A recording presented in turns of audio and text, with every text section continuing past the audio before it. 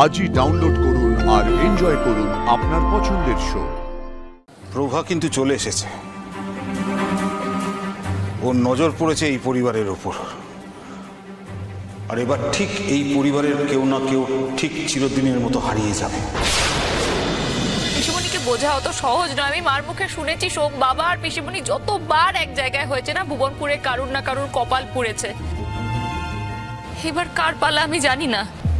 শোনো পারো, আমরা দুজন যদি একসাথে থাকি তাহলে আমাদের কেউ কিছু করে নিতে পারবে না। সোম, আমার জন্য তুমি একের পর এক বিপদে পড়ছো। আমার একদম ভাল লাগে না। সব সময় চিন্তা হয় জানো, যে আমার জন্য যদি তোমার কোনো বিপদ হয়ে যায়, তোমার যদি কোনো বড় ক্ষতি হয়ে যায়, আমি কোনোদিন নিজেকে ক্ষমা করতে পারবো না। কেউ না পারো, কেউ না। তুমি কাঁদতে আমার ভালো লাগে না, তোমার চোখে জল দেখতে আমার একদম ভালো লাগে না।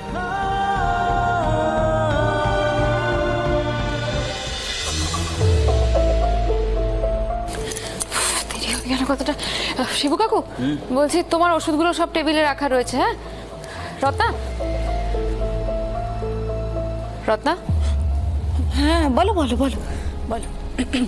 বলছি শিবু কাকুর ওষুধগুলো সব টেবিলে রেখে গেছি, সময় মতো একটু দিয়ে দিও। আচ্ছা বেশ বেশ। আর ছাদে জামা কাপড় মেলা রয়েছে, সন্ধে হওয়ার আগে নামিয়ে নিও, কেমন? ঠিক আছে। আমি বরং বেরোই, দেরি হয়ে গেছে অনেকটা, আমি ক্লিনিকে যাচ্ছি। এই দাঁড়াও দাঁড়াও দাঁড়াও, বেরোই মানে? তুমি খেয়ে যাবে না? অনেকটা দেরি হয়ে গেছে গো, রাগ করো না প্লিজ। আমি যেটা রান্না করেছো না সেটা ঢাকা দিয়ে রেখে দাও, আমি বিকেলে এসে খেয়ে নেবো। আজকে অনেকটা দেরি হয়ে গেছে। বিকেলে এসে খেয়ে নেবে মানে? তো আমি যে সকাল থেকে হাত পুড়িয়ে রান্না করছি তা কিসের জন্য শুনি?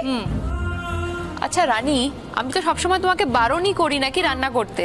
এত রান্না বান্না না করে একটু বইপত্র নিয়ে তো বসলে পারো। অমনি দেখেছিস তো, তা তোমাকেও তো আমি বারণ করি নাকি?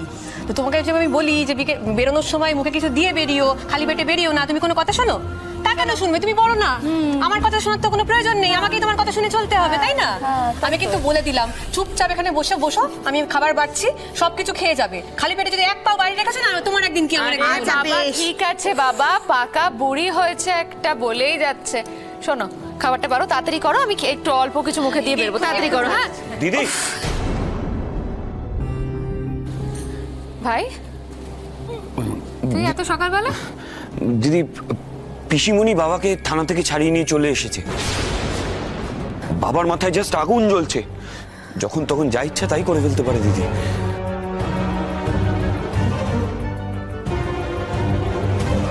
দিদি এখন কি করবো বল?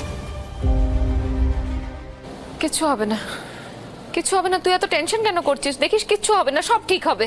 হবে হবে। তোমরা কিছু জানো না তাই এরকম করে কথা বলছো। প্রভা কিন্তু চলে এসেছে, ওর নজর পড়েছে এই পরিবারের উপর। আর এবার ঠিক এই পরিবারের কেউ না কেউ ঠিক চিরদিনের মতো হারিয়ে যাবে, ঠিক যেমন ও 20 বছর আগে এসেছিল। আর সৌদামিনী চিরকালের মতো হারিয়ে গিয়েছে।